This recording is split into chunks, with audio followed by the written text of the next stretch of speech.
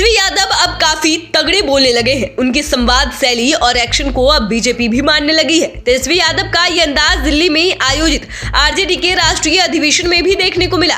Talkatora stadium में उन्होंने अपने पिता लालू यादव के सामने ही बीजेपी को रगड़ दिया।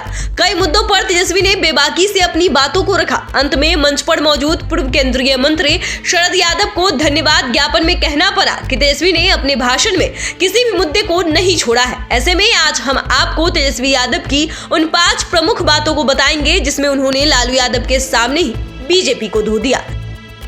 तेजस्वी यादव ने आरजेडी के खुला अधिवेशन में दिल्ली आने का मकसद बताया। साथ ही ये भी कहा कि दिल्ली में बैठी हुकूमत को 2024 में उखाड़ फेंकना है। उन्होंने कहा कि दिल्ली से ही पूरे देश में सियासत चलती है, यहीं पर हुकूमत करने वाले बैठते हैं, इसलिए हम लोगों की आवाज दिल्ली में बैठने वालों के कानों में जल्दी पहुंचेगी।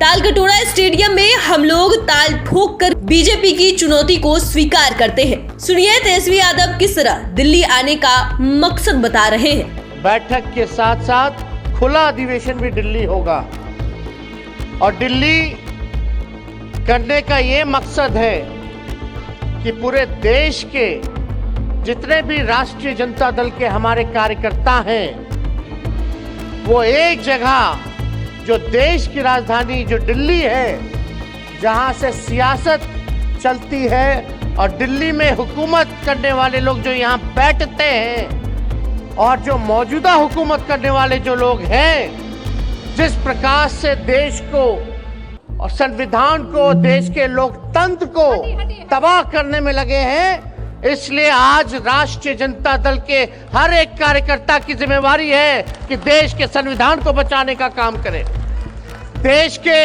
लोकतंत्र को बचाने का काम करें। और ये आने वाला जो 2024 का जो चुनौती है, हम लोग दिल्ली इसलिए आए हैं कि हम लोग ताल कटोरा में ताल ठोकने के लिए आए हैं कि हम चुनौती को स्वीकार करते हैं।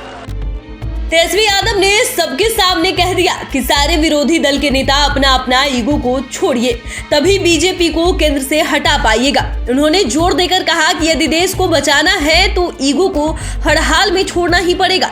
बीजेपी वाले हर तरह की साजिश रचेंगे, षड्यंत्र फैलाएंगे, आपस में हम लोगों को लड़ाएंगे, लेकिन हम लोगों को न भटकना है और न ही किसी भ्रम में फंसना है और न ही किसी के झांसे में आना है।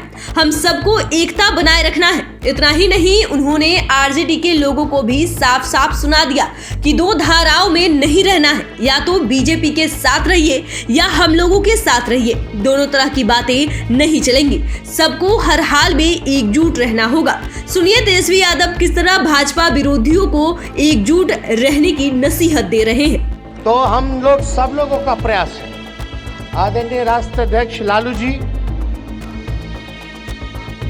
बिहार के मुख्यमंत्री नीतीश कुमार जी लगातार इस प्रयास में हैं। हम लोगों ने महागठबंधन करके दिखाया, भाजपा को भगाया, देश में सभी विपक्षी दलों के नेता से मुलाकात कर रहे हैं। हम लोगों की कोशिश होगी कि सब लोग एक प्लेटफॉर्म पर आए, एक साथ आए, अपने अपने ईगो को छोड़ें। ये व्यक्तिगत स्वार्थ की बात नहीं है, ये एक बड़ी लड़ाई है। देश को बचाना है तो साथ आना होगा, साथ मिलकर के लड़ना होगा। और हम लोगों ने महागठबंधन बनाया, कोई एक दल नहीं है, 7 दलें हैं। हम आप सब लोगों को कहना चाहते हैं कि आप लोग सब लोग इसी एकता के साथ, इसी गोलबंदी के साथ आप लोग रहने का काम कीजिए।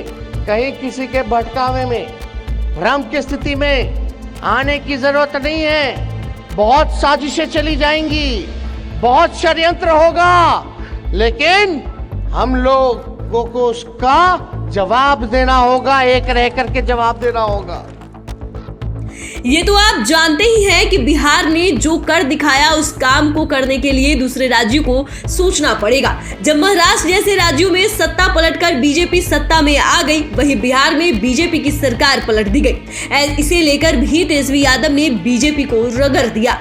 उन्होंने कहा कि पूरे देश में बीजेपी के लोग खरीद फरोख्त कर अपनी सरकार बनाने में लगे थे। कई राज्यों में सरकारों को डरा धमका कर गिराया भी। इन सब के बीच बिहार ने इतिहास रचने का काम किया। लालू यादव और नीतीश कुमार ने महागठबंधन बनाकर पूरे देश को एक मैसेज दिया, 7 दल मिलकर हम लोग महागठबंधन बनाए हैं और बीजेपी अकेले रह गई है। और जब बिहार ने बीजेपी की सरकार को गिराकर दिखा दिया तो फिर देश में क्यों नहीं, देश भी 2024 में ऐसा करके दिखा देगा। सुनिए तेजस्वी यादव बिहार में बीजेपी सरकार के गिरने पर क्या कुछ बोल रहे हैं। पूरे देश में जिस प्रकार से भाजपा के लोग लगे हुए थे, जितने भी विपक्षी दलों की सरकार थी, क्षेत्रीय दलों की सरकार थी राज्यों में, वहां तोड़ने में लोग लगे हुए थे। खरीद फरोख्त करके, डरा धमका करके सरकार गिराने में लगे हुए थे। लेकिन हम आदरणीय लालू जी का हम धन्यवाद देते हैं कि उन्होंने जो फैसला किया, आज जो देश में भाजपा जो औरों को गिरा रही थी दूसरे राज्य में, लेकिन बिहार की धरती में लालू जी ने भाजपा को बाहर करने का काम किया, गिराने का काम किया। आज बिहार में आप देखिएगा महागठबंधन की सरकार है, 7 दल महागठबंधन में एक साथ हैं, अकेले भाजपा जो है पीछे रह गई है। और ये हम लोगों का प्रयास है दिल्ली आकर के जितने भी हमारे विपक्षी दल हैं या क्षेत्रीय दल हैं जो चाहते हैं कि भाजपा को सरकार से हटाएं, आज देखिएगा बिहार में जो हुआ, सब लोगों में एक उम्मीद, एक आशा पैदा हुई है। और देश के लोग कह रहे हैं, सभी विपक्ष के लोग कह रहे हैं कि अगर बिहार ने करके दिखाया है तो देश भी करके दिखा सकता है। तेजस्वी यादव ने बढ़ती महंगाई से लेकर पकौड़े की दुकान खोलने को लेकर भी बीजेपी को खूब खड़ी खोटी सुनाई। उन्होंने कहा कि एक और 75 साल में देश ने इतनी तरक्की की कि एक चाय वाला देश का प्रधानमंत्री बन गया, लेकिन नरेंद्र मोदी के महज 8 साल के शासन में इंजीनियरिंग पास लड़का चाय बेचने वाला बन गया, MBA पास आउट युवक पकौड़ा की दुकान खोल लिया। देश में बेरोजगारी महंगाई आज चरम पर है। सुनिए तेजस्वी यादव चाय वाला को लेकर किस तरह प्रधानमंत्री नरेंद्र मोदी को सुना रहे हैं। 75 साल बाद कोई चाय के दुकान से प्रधानमंत्री बन गया।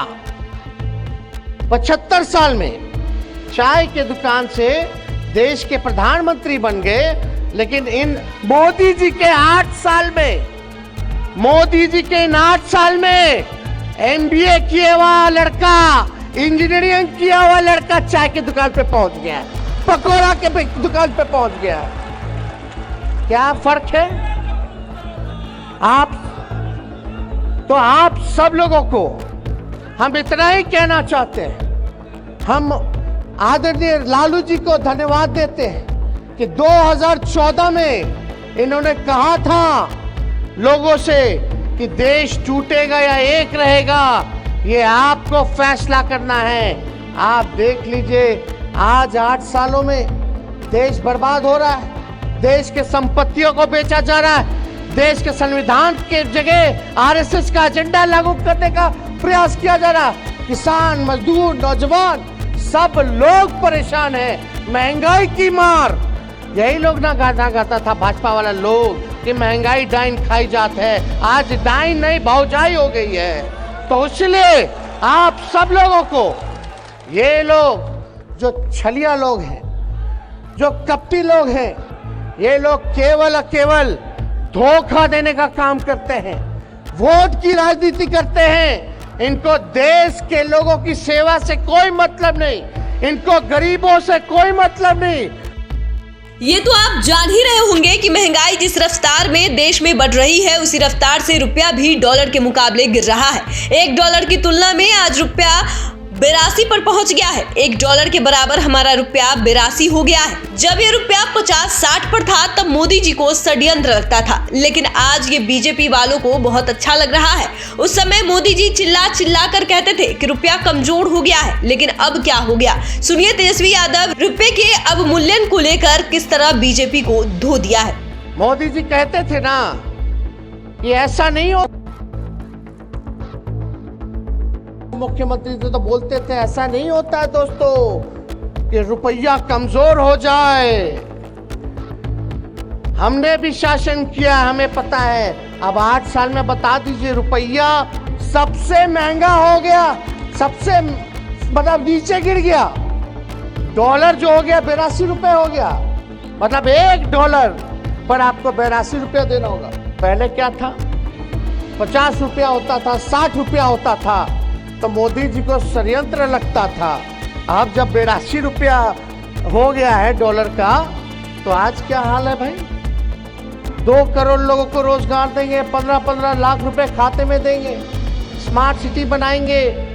एक वादा जो है पूरा ही नहीं हुआ, इसलिए इन लोगों का हिडन एजेंडा है।